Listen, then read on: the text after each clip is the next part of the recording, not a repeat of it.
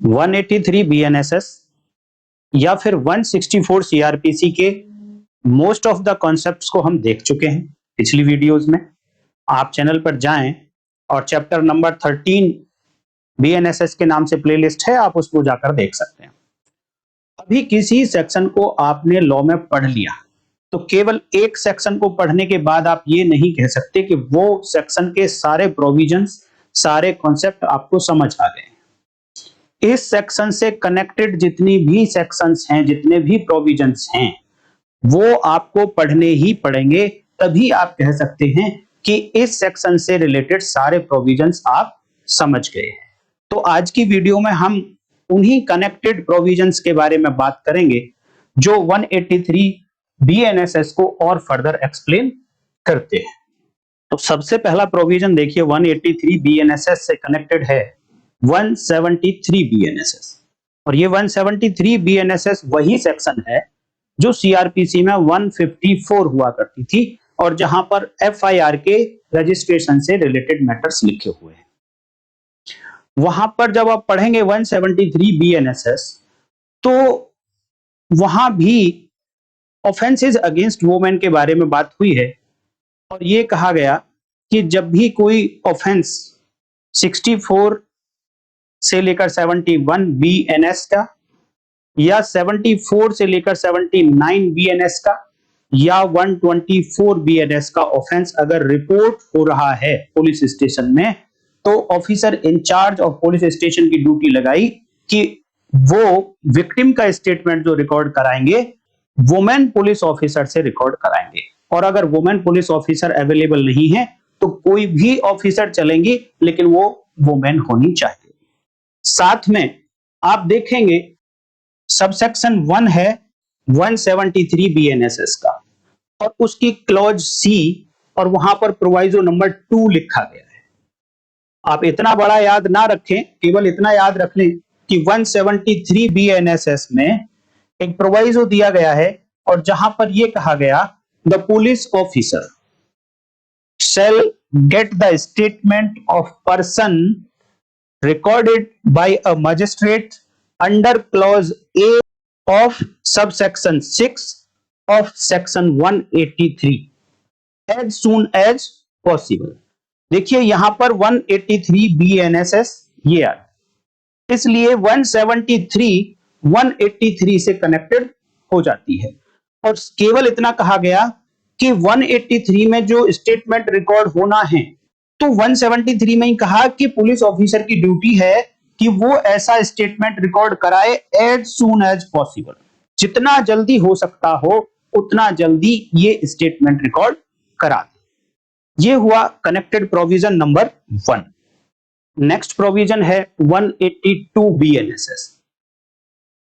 अभी जब हमने 183 बीएनएसएस का सबसेक्शन 4 पढ़ा तो वहां पर यह बताया गया कि जब कन्फेशन रिकॉर्ड करेंगे मजिस्ट्रेट साहब किसी एक्यूज पर्सन का, तो उस एक्यूज पर्सन को वार्निंग देंगे और उसे बताएंगे कि आप ऐसा कन्फेशन करने के लिए बाउंड नहीं है, चाहे तो आप कन्फेशन करें चाहे ना करें।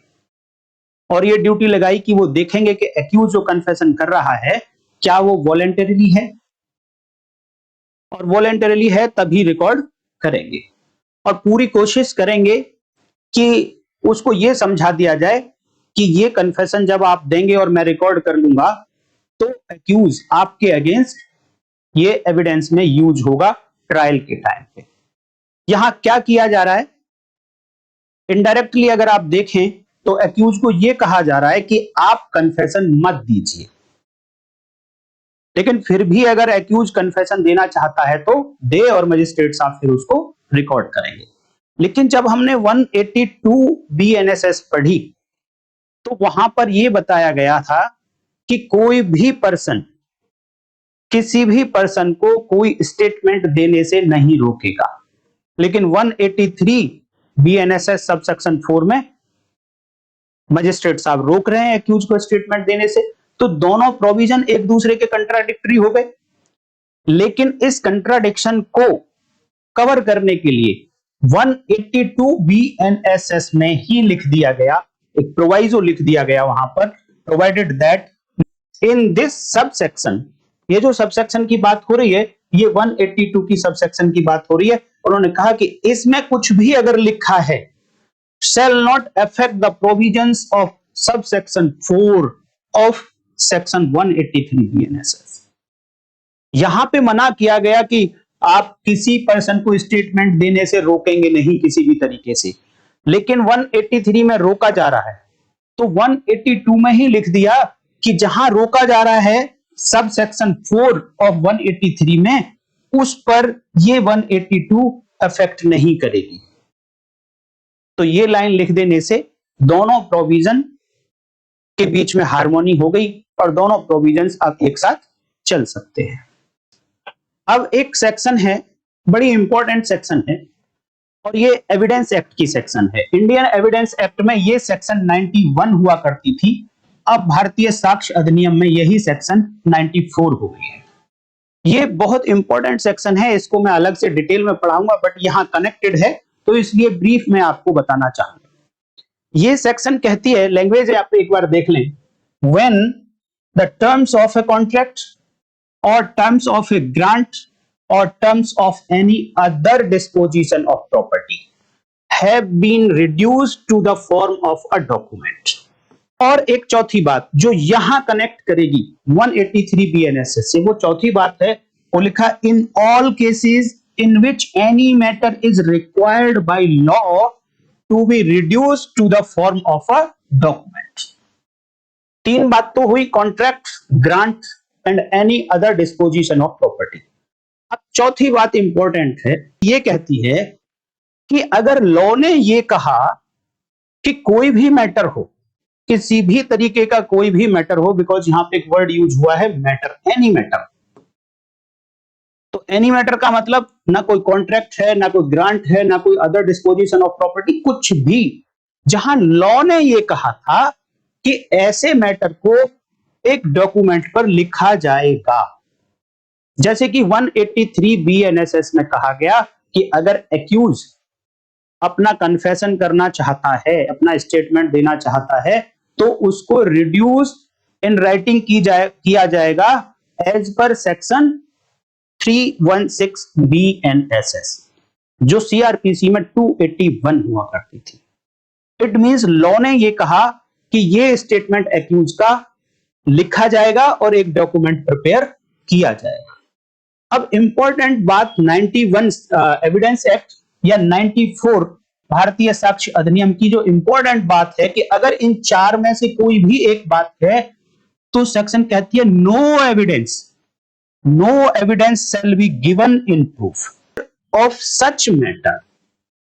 कोई एविडेंस नहीं दी जाएगी इन चारों के लिए, ना कॉन्ट्रैक्ट के टर्म्स के लिए, ना ग्रांट के टर्म्स के लिए, ना और कोई अदर डिस्पोजिशन ऑफ प्रॉपर्टी है उसकी टर्म्स के लिए, इवन जो ये मैटर रिकॉर्ड हुआ, डॉक्यूमेंट बना, इसके लिए भी कोई और एविडेंस नहीं दी जाएगी एक्सेप्ट क्या? Except the document itself. केवल और केवल वही डॉक्यूमेंट एविडेंस में दिया जा सकता है जो डॉक्यूमेंट बनाए, इसके अलावा कोई और एविडेंस नहीं दी जा सकती।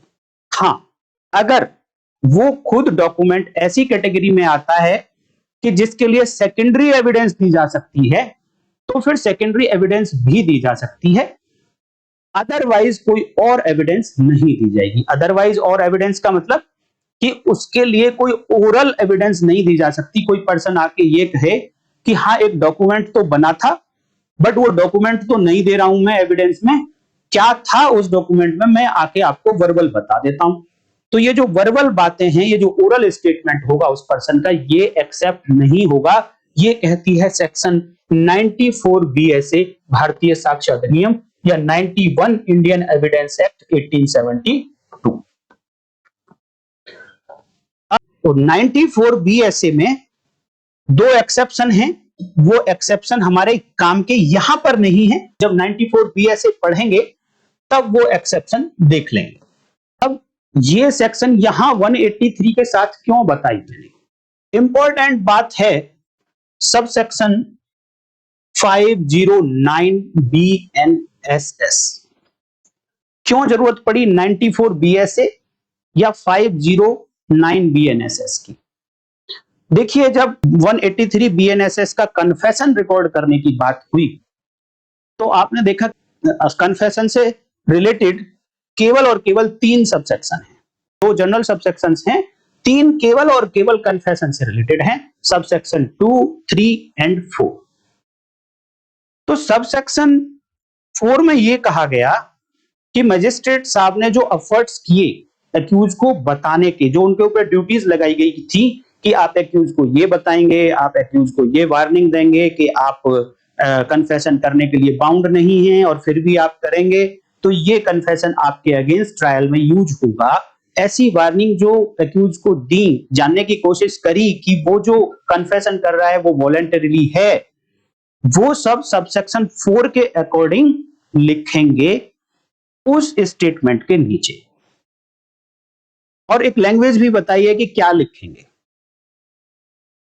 सपोज वो वार्निंग उन्होंने नहीं लिखी, तो क्वेश्चन ये आता है अब कि वो कन्फेशन स्टेटमेंट जो मजिस्ट्रेट साहब ने लिखा तो सही, लेकिन सबसेक्शन 4 की जो मेमोरेंडम था वो उसमें नहीं लिखा। तो ये हो गया लॉ का वायलेशन, ये हो गई इरेगुलरिटी ऑफ लॉ। तो क्या इस कन्फेशन को एडमिट किया जाएगा एविडेंस में? क्या अब मजिस्ट्रेट साहब को बुलाकर ये पूछा जा सकता है कि क्या आपने वार्निंग दी थी इनको? मजिस्ट्रेट साहब आए एविडेंस देने के लिए, उनसे कोर्ट ने पूछा कि क्या आपने वार्निंग दी थी, इसको समझाया था कि आप बाउंड नहीं हैं, इसको बताया था कि ये आपके अगेंस्ट यूज होगा? मजिस्ट्रेट साहब कहते हैं हाँ जी मैंने बताया तो था, लेकिन ये मेमोरेंडम लिखना में भूल गया या मिसिंग हो गया इनएडवर्टेंटली। तो 94 को ध्यान रखना आप, 94 भारतीय साक्ष्य अधिनियम, जिसने ये कहा कि अगर लॉ ने कहा था कि किसी मैटर को डॉक्यूमेंट में लिखा जाएगा, जो कि 183 बीएनएसएस में बोला गया था और डॉक्यूमेंट तैयार भी हो गया उस लॉ के अकॉर्डिंग, जैसे कि यहां पर 183 बीएनएसएस में कन्फेशन रिकॉर्ड तैयार हो गया और ये कन्फेशन कोर्ट के सामने एविडेंस में प्रोड्यूस कर दिया गया है। तो 94 बीएसए ने कहा था कि अब इस डॉक्यूमेंट के रिगार्डिंग कोई ओरल एविडेंस नहीं ली जाएगी, लेकिन यहां पर मजिस्ट्रेट साहब आए और कोर्ट ने उनसे ओरल स्टेटमेंट उनका ले लिया। तो क्या एज पर 94 बीएसए या 91 इंडियन एविडेंस एक्ट, ये जो ओरल स्टेटमेंट दिया ये कंट्राडिक्टरी नहीं हो गया क्या 94 बीएसए और 91 इंडियन एविडेंस के अकॉर्डिंग? हाँ, कंट्राडिक्टरी हो गया, नहीं एडमिट हो सकता। लेकिन 509 बीएनएसएस ये वो सेक्शन है, ये बताएगी इफेक्ट कि अगर कोई इरेगुलरिटी हो गई है किसी एक्यूज का स्टेटमेंट रिकॉर्ड करने में, चाहे वो 183 बीएनएसएस में रिकॉर्ड हुआ, चाहे वो 316 बीएनएसएस में रिकॉर्ड हुआ, अगर वहां कोई इरेगुलरिटी हो गई है तो वो क्या क्यूरेबल है या नॉन क्यूरेबल है, उसका इफेक्ट क्या होगा? लैंग्वेज देखिए, कहते हैं एनी कोर्ट, कौन सी court? Before which a confession or other statement of an accused person recorded or purporting to be recorded under section 183 or section 316 is tendered or has been received। इन 3 लाइनों का meaning यह है कि ऐसी court जिसके सामने 183 बीएनएसएस का या 316 बीएनएसएस में रिकॉर्ड किया हुआ एक्यूज का स्टेटमेंट आया है एज एन एविडेंस, ये एनी कोर्ट वो कोर्ट है। अब ये कोर्ट क्या कहती है, देखिए इस कोर्ट के बारे में क्या लिखा कि ये court finds that any of the provisions of either of such sections have not been complied with by the magistrate recording the statement. आगे की लाइन ये कहती है कि इस कोर्ट ने ये देखा, एनी कोर्ट फाइंड्स दैट ये इस कोर्ट ने ये देखा कि मैजिस्ट्रेट ने जो 183 बीएनएसएस या 136 बीएनएसएस में स्टेटमेंट रिकॉर्ड किया एक्यूज का, उसके कुछ प्रोविजंस को कंप्लाई नहीं किया। तो ये कोर्ट क्या करेगी उस ऐसे एविडेंस का? तो लिखा है इट मे, ये जो इट वर्ड यूज हुआ ये एनी कोर्ट के लिए हुआ है। It may take evidence in regard to such non compliance and may admit such statement. कैसे क्योर करेंगे इस इरेगुलरिटी को, इस नॉन कंप्लायंस को? इस कोर्ट को पावर दे दी कि वो कोर्ट इस नॉन कंप्लायंस के बारे में एविडेंस ले सकते हैं। और एविडेंस क्या लेंगे? मैजिस्ट्रेट साहब ने रिकॉर्ड किया है तो उनको बुलाएंगे एज ए विटनेस और उनसे पूछेंगे जो 94 बीएसए या 91 इंडियन एविडेंस एक्ट के अगेंस्ट होगा। इसीलिए इसी सेक्शन में क्या लिख दिया गया, आप ध्यान से पढ़ना, not with standing anything contained in section 94 of the भारतीय साक्ष्य अधिनियम 2023 कि वो एविडेंस ले सकते हैं इस रिगार्डिंग। कब ले सकते हैं? चाहे नॉट विद स्टैंडिंग मीन्स कुछ भी बात लिखे होने के बावजूद भी, not with standing anything contained, कहां लिखे होने के बावजूद भी, कुछ भी लिख दिया है, चाहे कहां 94 भारतीय साक्ष्य अधिनियम में कुछ भी लिखा होने के बावजूद भी ये court take evidence in regard to non compliance, इस नॉन कंप्लायंस के रिगार्डिंग एविडेंस ले सकते हैं। और जैसे ही यहां पर ये लाइंस लिखी गई not with standing anything contained in section 94 of भारतीय साक्ष्य अधिनियम, ये लाइन जो कंट्राडिक्शन अभी सेक्शन 94 बीएसए और 509 में आ रहा था, इन लाइन को लिखने के बाद उसे रिमूव कर दिया गया। अब दोनों सेक्शन के बीच में हार्मोनी हो गई। इसीलिए हर एक सेक्शन की कनेक्टेड सेक्शन जब तक आप नहीं पढ़ लेंगे तब तक आप मत मानिए कि आपने लॉ सीख लिया है।